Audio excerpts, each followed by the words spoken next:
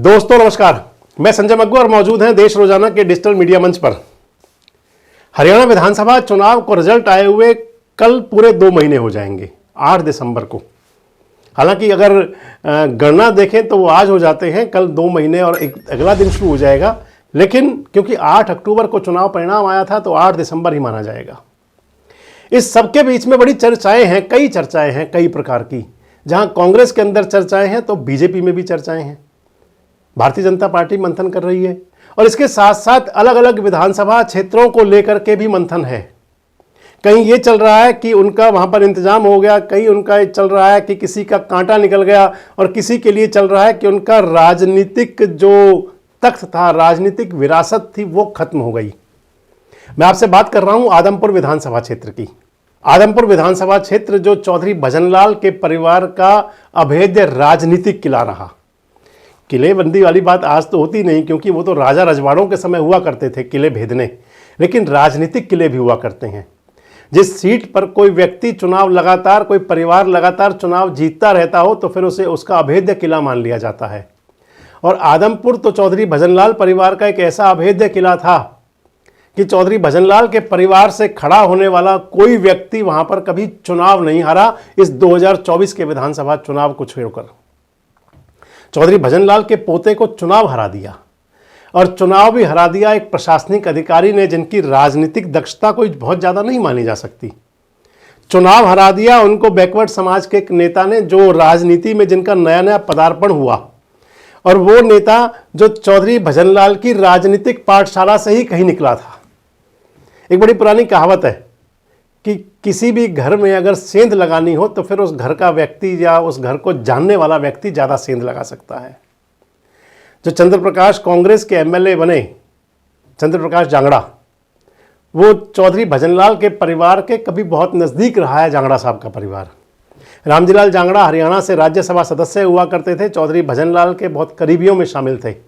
जब हरियाणा जनहित कांग्रेस बनाई चौधरी भजनलाल और उनके बेटे कुलदीप बिश्नोई ने, तो उसमें समय भी उनके साथ रहे थे। और उन्हीं रामजीलाल जांगड़ा जी के भतीजे हैं चंद्र प्रकाश। खैर, आपसे चर्चा करने की बात यूँ हुई कि आदमपुर में मेरे कुछ परिचित हैं, उनसे बात हो रही थी और वो बता रहे थे कि भारतीय जनता पार्टी आदमपुर के लिए एक अलग नई रणनीति पर काम कर रही है। भारतीय जनता पार्टी जिसमें कि अब की बार लगा कि चौधरी भजनलाल का जो सियासी गढ़ ध्वस्त हुआ, कुलदीप बिश्नोई के बेटे जो चुनाव हारे, और उसके बाद भारतीय जनता पार्टी यहां पर अपने कैडर को और बड़ा करने की तैयारी कर रही है।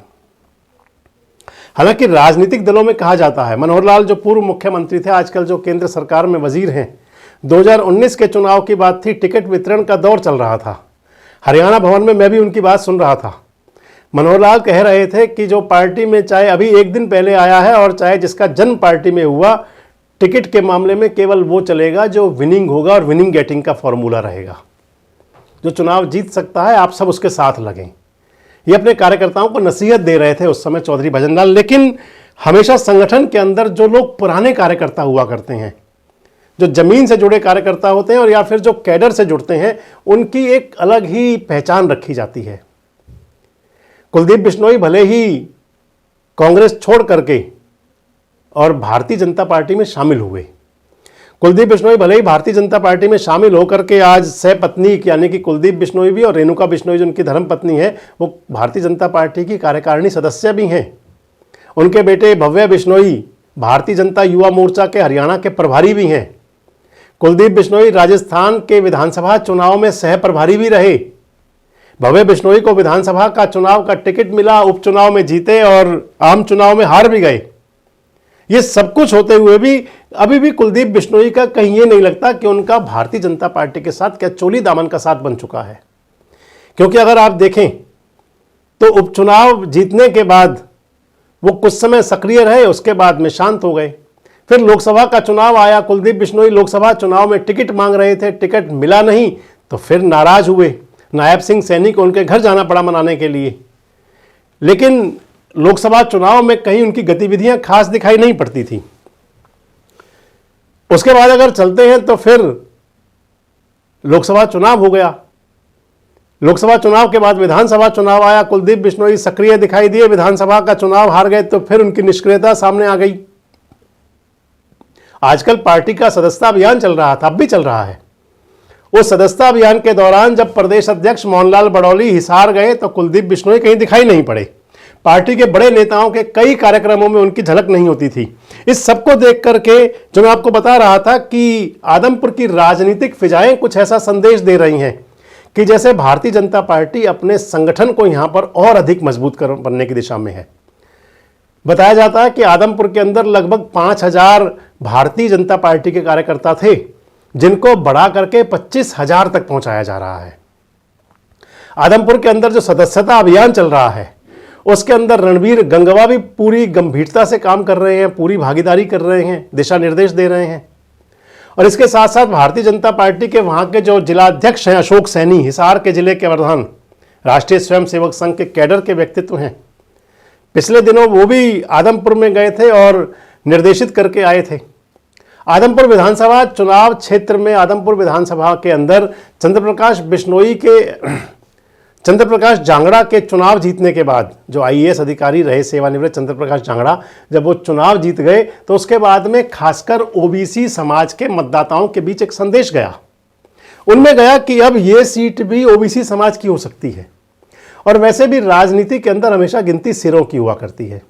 और जब से नायब सिंह सैनी हरियाणा के मुख्यमंत्री बन गए और फिर नायब सिंह सैनी के नेतृत्व में हरियाणा के अंदर भारतीय जनता पार्टी की स्पष्ट बहुमत की, पूर्ण बहुमत की तीसरी बार सरकार बन गई, तो उसके बाद से ओबीसी समाज के मतदाताओं के अंदर, ओबीसी समाज के कार्यकर्ताओं के अंदर एक नया उत्साह और जोश है।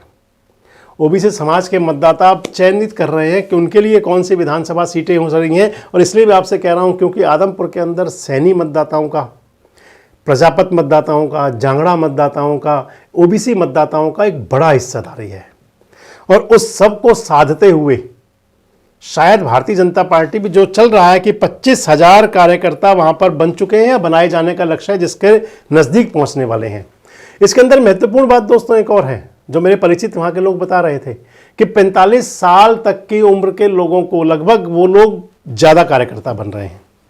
इसके साथ ही वो लोग जो राजनीति में रुचि रखते हैं वो भारतीय जनता पार्टी में ज़्यादा शामिल हो रहे हैं। और इसके साथ साथ सबसे प्रमुख बात ये कि वो लोग ये सोच के चल रहे हैं कि क्योंकि राजनीतिक किले को एक बार तो भेद दिया गया, लेकिन अगर भारतीय जनता पार्टी से भी कोई ओबीसी नेता कार्यकर्ता अगर तैयार होगा तो फिर वो आदमपुर के अंदर एक सियासी बिसात नहीं बिछा सकता है। सबसे महत्वपूर्ण बात यह कि आखिर इतने बड़े स्तर पर जो भारतीय जनता पार्टी में ज्वाइनिंग हो रही है और उसके अंदर अगर बिश्नोई परिवार की, कुलदीप बिश्नोई परिवार की और चौधरी भजनलाल परिवार की अगर उसके अंदर भागीदारी नहीं है, उसके अंदर उनकी सक्रियता नहीं है, तो फिर इसके मायने क्या हैं, इसके संदेश क्या हैं? क्या वाकई भारतीय जनता पार्टी वहाँ पर एक अपना नया संगठन तैयार करके, अपना कैडर तैयार करके और जो बीजेपी के सांचे में रचे बले पसे लोग हों, कार्यकर्ता हों, उनको नेता बना करके कोई अगली 2029 की तैयारी कर रही है? और यही प्रमुख सवाल आपसे है कि क्या भारतीय जनता पार्टी के अंदर बम्पर ज्वाइनिंग क्या चौधरी भजनलाल परिवार के लिए भविष्य के खतरे का संकेत है? क्या कुलदीप बिश्नोई और उनका परिवार भारतीय जनता पार्टी के सांचे में, जो मैं आपसे कह रहा था, क्या पूरी तरह रचा बसा आज तक या नहीं? और महत्वपूर्ण बात ये आती है कि क्या भविष्य के अंदर भारतीय जनता पार्टी के साथ में कुलदीप बिश्नोई का कितना लंबा साथ रहेगा? कमेंट बॉक्स में जरूर बताएं। जुड़े रहें हमारे साथ, देखते रहें देश रोजाना। हमारे साथ जुड़े रहने के लिए सब्सक्राइब करें देश रोजाना के YouTube चैनल को और नई वीडियो की नोटिफिकेशन पाने के लिए बेल आइकन जरूर दबाएं। अगर आप ये वीडियो Facebook या Instagram पर देख रहे हैं तो पेज को लाइक और फॉलो जरूर करें और ज्यादा से ज्यादा शेयर करें।